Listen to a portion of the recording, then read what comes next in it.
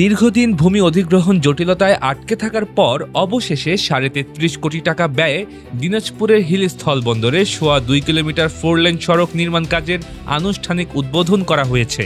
রোববার বিকেলে হিলি চারমাথা মোড়ে জিরো পয়েন্ট থেকে মহিলা কলেজ এবং চারমাথা থেকে ঘোড়াঘাট মহাসড়ক পর্যন্ত ফোরলেন রাস্তার কাজের উদ্বোধন করেন সমাজ কল্যাণ মন্ত্রী ডাক্তার AZM জাহিদ হোসেন। অনুষ্ঠানে মন্ত্রী আশা প্রকাশ করেন এই সড়কের কাজ দ্রুত সম্পন্ন হলে হিল স্থলবন্দরের আমদানি রপ্তানি সহ সকল প্রকার পণ্যবাহী পরিবহনের গতিশীলতা বহুগুণ বৃদ্ধি পাবে এবং আজকে সহযোগিতার হাত বাড়িয়ে দিয়েছেন এবং এই রাস্তাটি হলে এই হাকিমপুর অর্থাৎ হিলি বন্দরের কার্যক্রম আরো ব্যাপক প্রসার লাভ করবে। আপনারা ইতিমধ্যেই দেখছেন যে আমদানি রপ্তানির পরিমাণ আগের চেয়ে বেড়েছে। এই হিলি বন্দরের কার্যক্রম আরো বেড়ে যাবে। এখানে অর্থনৈতিক কার্যক্রম যখন বাড়বে, ব্যবসা বাণিজ্য ভালো হবে, এই এলাকার মানুষের কর্মসংস্থানের সুযোগ হবে।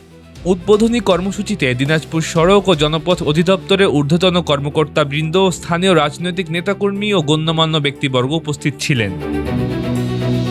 উল্লেখ্য, ২০২২ সালের ডিসেম্বর মাসে এই ফোরলেন প্রকল্পের কাজ শুরু হলেও জমি সংক্রান্ত জটিলতায় তা এতদিন বন্ধ ছিল, যা বর্তমান সরকারের সমন্বয়ে নিরসন করে পুনরায় চালু করা হলো। Multimedia desk, dinajpurtv.com।